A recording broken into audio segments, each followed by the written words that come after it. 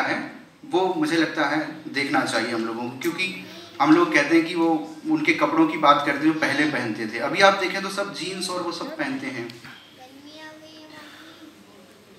इसमें मैं 2-3 लाइनें पढ़ देता हूँ। करणपुरा की बस्ती बसाने वाले ज़्यादातर लोग आसपास के गांवों में सपेरे का ही काम करते थे जब उन्होंने वहां पे आके बसे थे तब। परंतु 2005-6 के बाद सांप पकड़ने पर पुलिस की सख्ती के कारण क्या रहता है, पुलिस कानून पारित हो जाते, लेकिन बीच बीच में फिर एक जोर जैसे वो नहीं कहते, एक आंधी सी चलती है कि अब इस पे रोक लगानी है। जैसे हेलमेट पे रोज चेकिंग नहीं चलती, एक आध दिन चेकिंग चलती है। वो कानून बहुत पहले पारित हो गए, लेकिन बीच बीच में उस पर सरकारें मतलब जोर करती थी कि अब इस पे रोक लगना चाहिए। 2005-6 के बाद सांप पकड़ने पर पुलिस की सख्ती के कारण उन्होंने बिना सांप और बीन के ही अनाज और रोटी आदि मांगना शुरू कर दिया, और वहाँ से फिर हम उन्हें भिखारी और पता नहीं क्या क्या कहने लगे। मतलब वो हमारी ही देन थी कि हमने उनके सांपों से उनको दूर कर दिया इस नाम पे कि ये प्रकृति का नुकसान कर रहे हैं। लेकिन हम ये नहीं देखते हैं कि जब हम एक घर बनाते हैं या जब हम खेती करते हैं, रासायनिक खेती, और उसमें कीटनाशकों का उपयोग करते हैं, उस पूरी प्रक्रिया के दौरान कितने सांप मरते हैं वो चीज़ हमें नहीं दिखाई देती है। ये भवन ही जब हमने बनाया होगा, जंगलों के बीच में बना है, तो कितने सांप मरे होंगे शायद उसका कोई गणना नहीं होगी।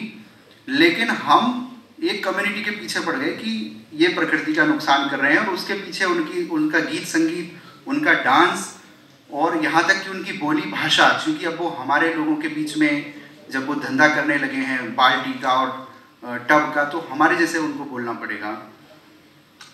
अब वहाँ के उस समय के रीति रिवाज क्या थे?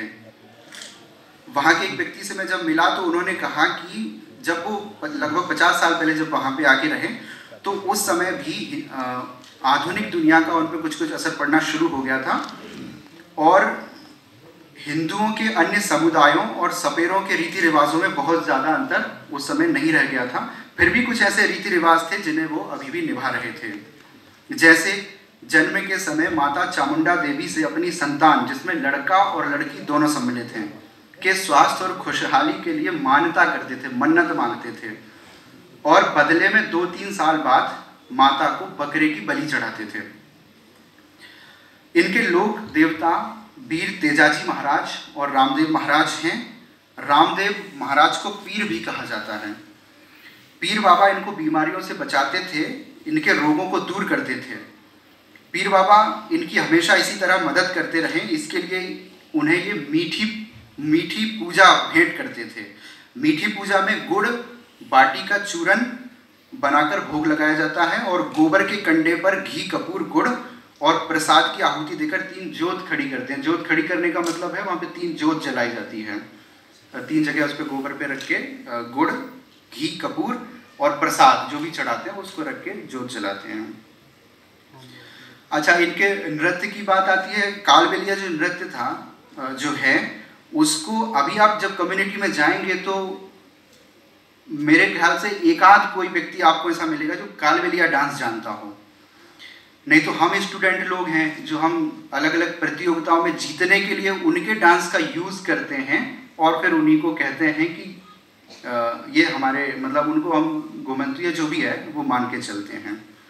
तो आपको कालबेलिया नृत्य का कोई भी जानकार